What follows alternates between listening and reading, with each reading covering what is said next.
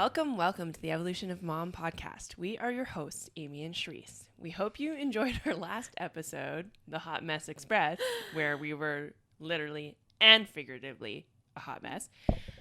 Today's episode is all about confidence and confidence in your relationships and security.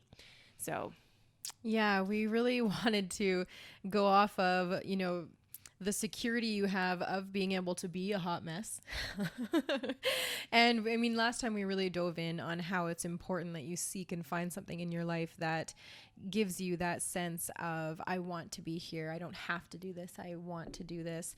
And how you can show up as any form and still have it be from your best self, because you know that even if you're a hot mess externally, at your core, you are still so awesome and so valuable. And that's, I think, what we were really getting at last time in our literal hot mess express. And this time we really wanted to get into how that inner confidence, that inner courage really ripples out into the rest of your life, as we talk about how everything does. Insecurities do the same. Mm-hmm. Confidence and courage do that as well. And so what are you having ripple out from your inside outwardly into your intimate relationships, and how is that affecting them? Absolutely. One of my favorite things that's been brought to kind of like my awareness is that nothing else really matters without confidence being the ground. Like, the confidence is like the piece that everything else kind of falls into place. And so if you don't have confidence in yourself, confidence in your relationships, confidence in who you are, then there is a lot of insecurity and a lot of doubt. And not to say that we won't have those things already, but that confidence in knowing, no matter what, no matter your worst situations, no matter what happens, you can bet on yourself, because you're going to turn it into your pain, into your power. You're going to turn like your adversity into your story. You know that at the end of the day, you would always bet on you. Mm-hmm. Yes. And that no matter how hard things really get, even when you're in the muck of it, there's another side, because even though when you're in the muck and the big feelings and those big emotions that maybe are sadness, anger, and those things, you are honored and feeling those. Feel them for sure. But know in the back of your mind that you are solid and that you're going to come through something like that at the end. And when we talk about insecurities in relationships, or if something is going on in your relationship, or maybe you don't know, but these insecurities are kind of bubbling up, and they do come from within. Obviously, there's obvious external situations that would cause you to have these internal conflicts and internal insecurities as well, but it's really how we deal with them that shows who we are at our core. And when we can deal with them from a space of confidence and courage versus insecurity, the outcome, for ourselves and even for the relationships around you, is always going to be better. When we try and force connection and force growth and force like our love and things on people and try and force it to reciprocate, it's not met as well as you think. We need to come at things we are trying to attract, and especially I'm just going to keep using like partners as an example. If we're trying to attract our partner, even if it's in a marriage, we're already with our partners, it needs to still come from a space of love and confidence and courage, because anything opposite is going to push it away. Mm-hmm. Even if we're trying so hard to grasp onto something from a space of pain and negativity, we can try so hard and do things that seem like they're going to keep our people around. But anything we do in pain pushes away. Everything we do in pleasure and love draws things towards. But the question is, how do we get there when we don't feel confident? You have to do the work yourself. You have to be solid in yourself. And I think a really good example is like when women are, let's say, and not just all women, men do this too, but we're just using this as an example of if you're insecure about your partner's, what's the word I'm looking for? togetherness where they're with you. Like separation when you have, like when your partner goes off and does their own thing. Yeah. But like what they're doing. If you're concerned about their Action. fidelity, is that the word Yeah, I'm I looking guess for? fidelity. Yeah. You're concerned they're going out and doing something they shouldn't be doing, and you're not secure in that. Now, this situation, it's been known that women can let their insecurities run wild with that. And you'll maybe start checking cell phones and doing things and trying to hold on to something out of a space of fear. It's not good for you. Yeah. It's not good for you, and it's not going to keep your partner around. Whether that's happening or not, and you and I have talked about this quite a bit, that's not something that's within your control. So we can't live in that space. And trying to hold on to our partner by doing those things out of insecurity and out of fear are not going to attract them back into your space. It has to come from love and confidence and courage.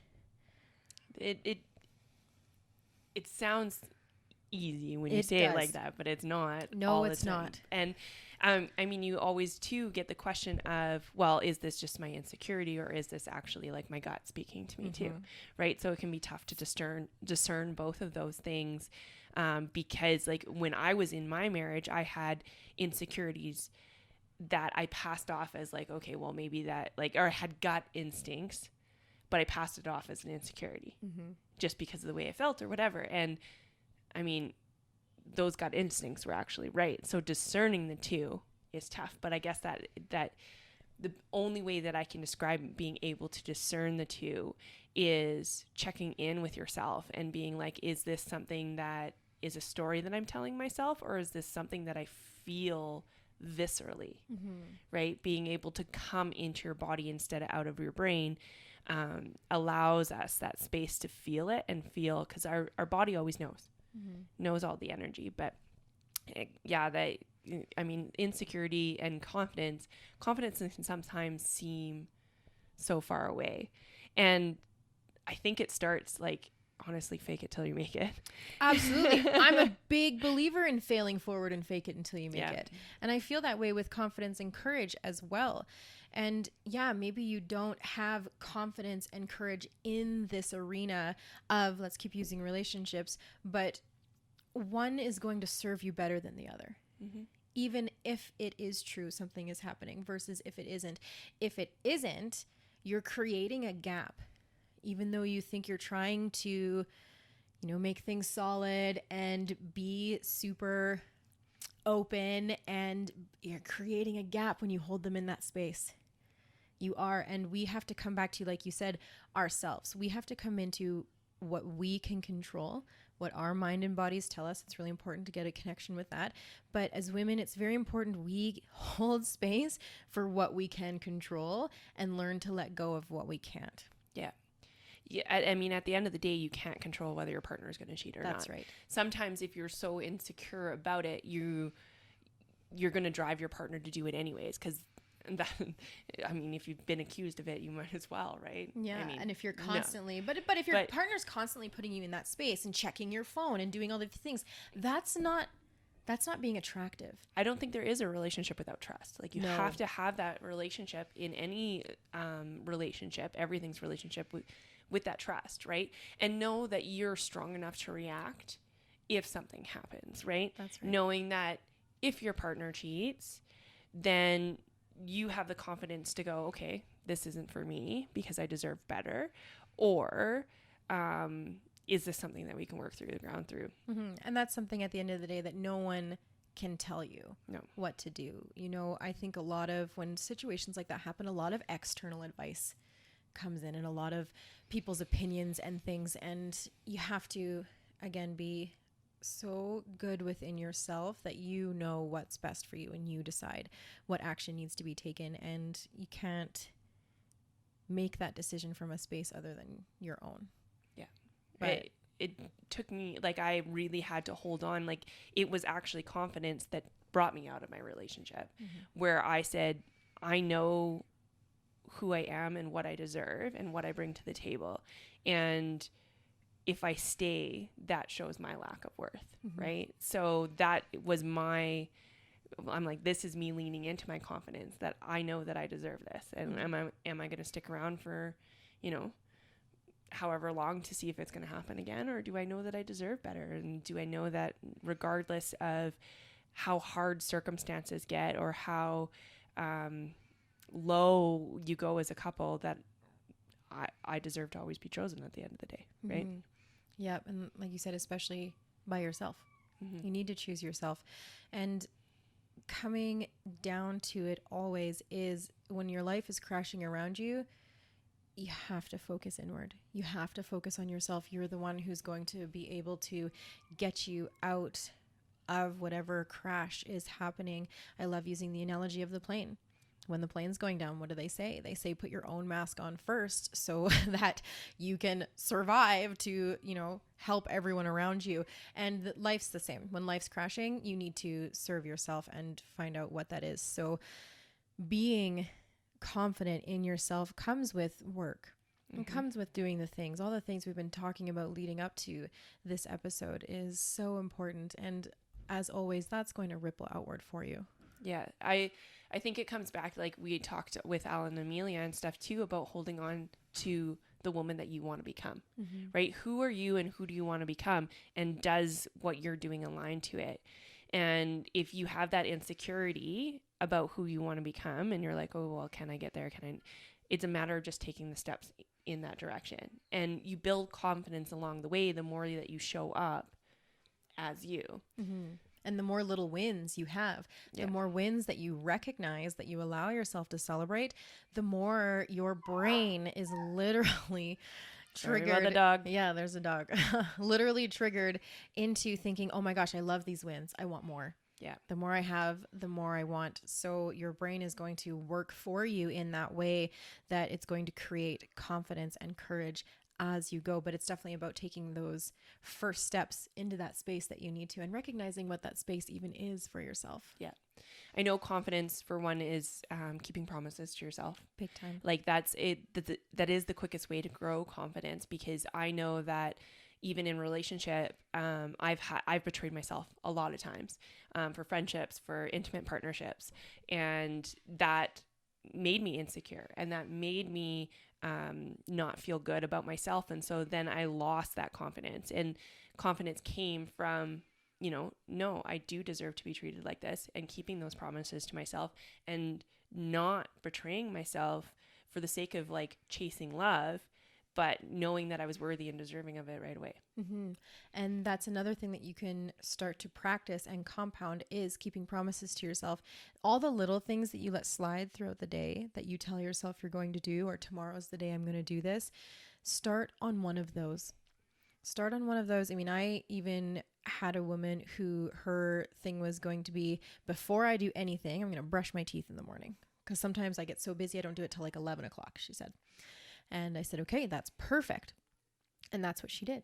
Every morning when she woke up, that was the first thing she did. And it sounds so simple, and it is, but it is so powerful, because your brain will literally think, okay, this is something we can do. This is a consistent win. What can I win on next?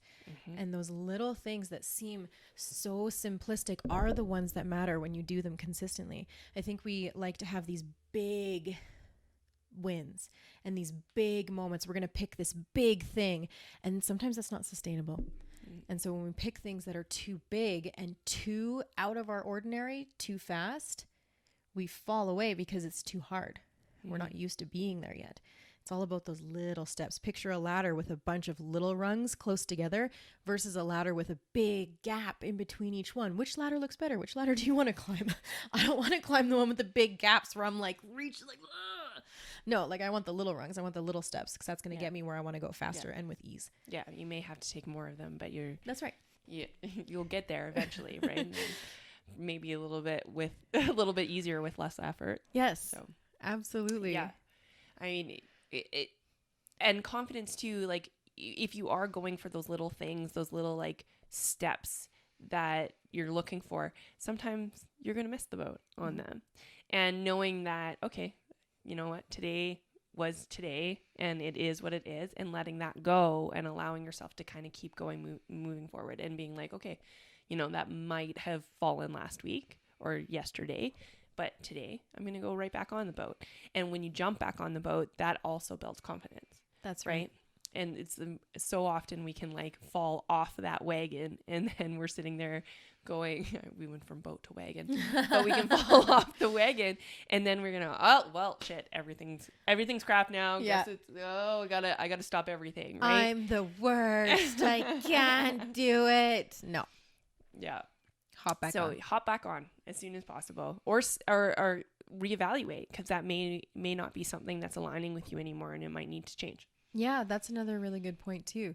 Yeah, maybe that one wasn't for you for a reason. So evaluate, have some self-awareness, and then get back on. And the more you do that, the quicker you get back on to what you're doing.